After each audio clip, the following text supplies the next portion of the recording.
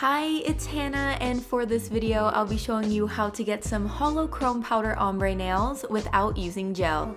First, I'll be applying Such a Relief from Nails Inc. This is a really nice base coat with a natural sheer tint, which is what I'm going for. You don't want to let the nails dry all the way, you want it to be just slightly tacky so the powder will stick. I'll be sure to leave a link below on where you can grab some Holo Chrome powder. So I'm going to get some powder on my finger and lightly rub it onto the tip of the nail. I'll be focusing on the tip because that's where I want the most holo.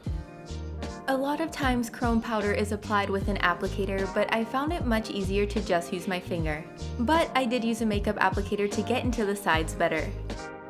So now that most of the powder is applied to the tip, lightly sweep it towards the cuticle until you get the faded ombre look.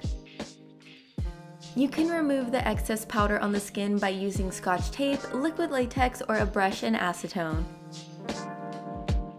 Now the trick to keeping the holochrome effect without gel is to use a water-based top coat. This one is from Little Ondine and I'll also list it below.